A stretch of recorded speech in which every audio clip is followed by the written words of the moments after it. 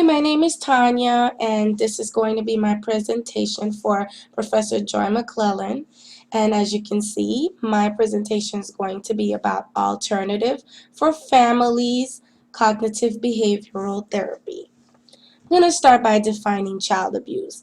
Child abuse is the physical, sexual, or emotional maltreatment or neglect of a child or children.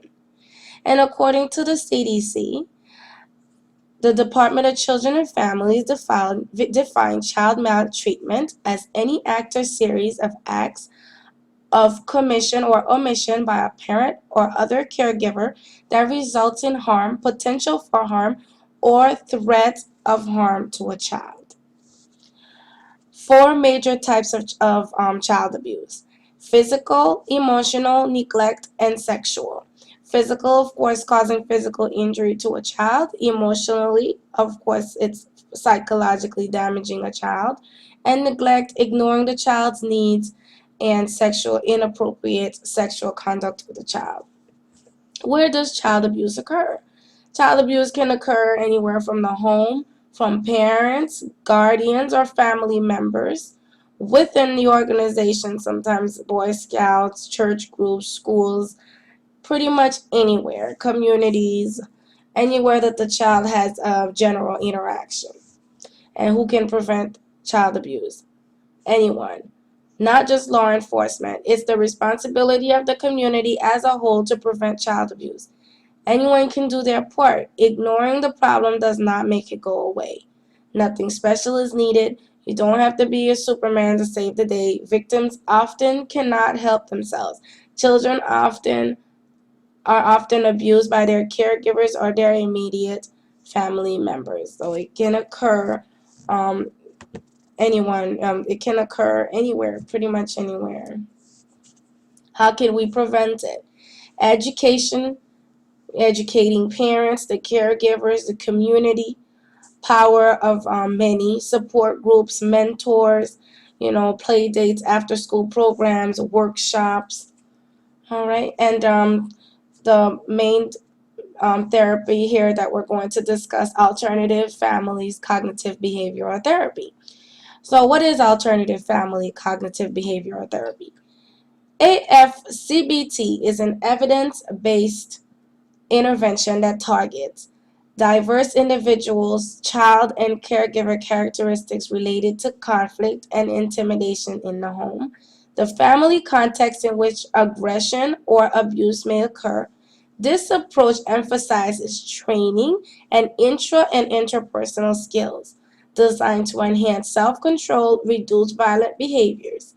AFCBT has been found to improve functioning in school-age children, their parents, their children, following a referral for concerns about parenting practices, including child physical abuse. It is written primarily to help child welfare caseworkers and other professionals who work with at-risk families. This information may also help parents, foster parents, and other caregivers. AFCBT strategies also may be useful in assisting others with an interest in implementing and participating in effective strategies for the treatment of family conflict, child physical abuse, coercive parenting, children with externalizing behavior problems. AFCBT combines elements drawn from the following. Cognitive therapy aims to change the behavior by addressing a person's thoughts or perceptions, particularly those thinking patterns that create distorted views. Behavioral and learning therapy focuses on modifying habitual responses, for example, anger, fear, to identified situations. Family therapy examines patterns of interactions among family members to identify and alleviate problems and offers strategies to help reframe how problems are viewed. Developmental victimology describes how the specific effects of exposure to traumatic or abusive experiences may vary for children at different developmental stages and across the lifespan. Psychology of aggression describes the processes by which the aggression or coercion develop and are maintained, which can help to understand one's history. Okay, read the rest. All right. Family interventions focusing on reducing conflict.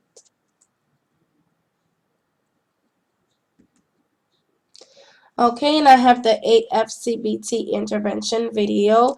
However, it's not loaded on it. It's giving me a hard time of loading, so I'm going to present it at the end. Okay, community coordination. What is community coordination? That is synchronizing of the goals and objectives of a specific community, which measures that support efforts towards promotion, event planning, and project management of a certain goal. Okay, and part of the community coordination includes like walks, bake sales, after school activities, language classes, neighborhood watch, community outreach centers, free skill classes, free services, just things that are offered, to further assist individuals. What is the rationale for interest of this program? The community's power has long had a hand in the raising of children across many cultures. The old phrase, "it takes a village to raise a child," is truer now than ever.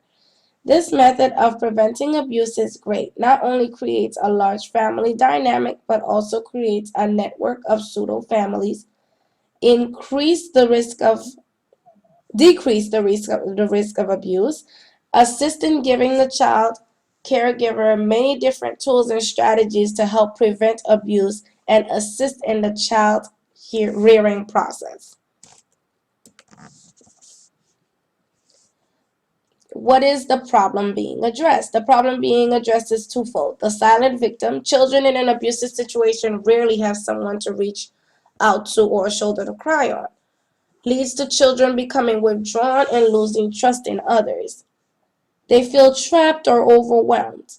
Abuse most oftentimes comes from the people who are supposed to prevent this very action. They feel trapped or overwhelmed.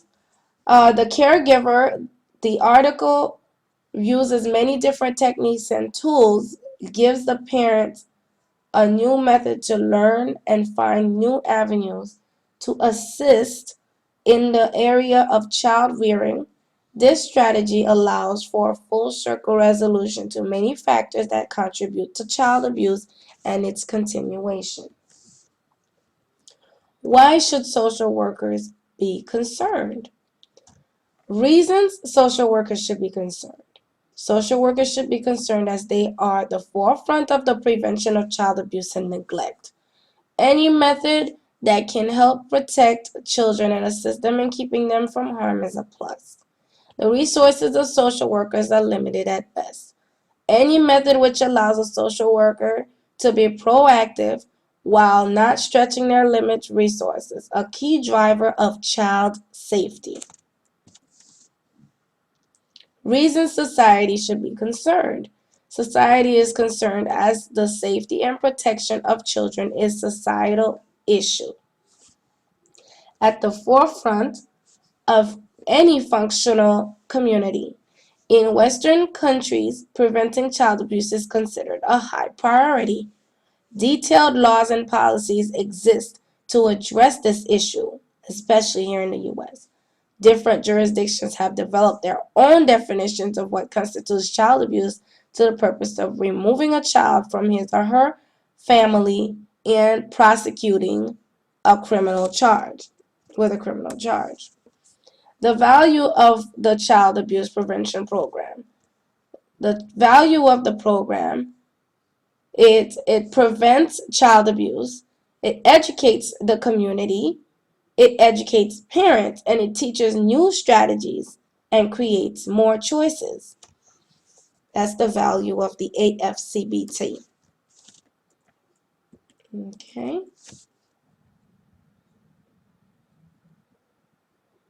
All right, and this concludes my presentation of my presentation for the PowerPoint. And I'm going to present my video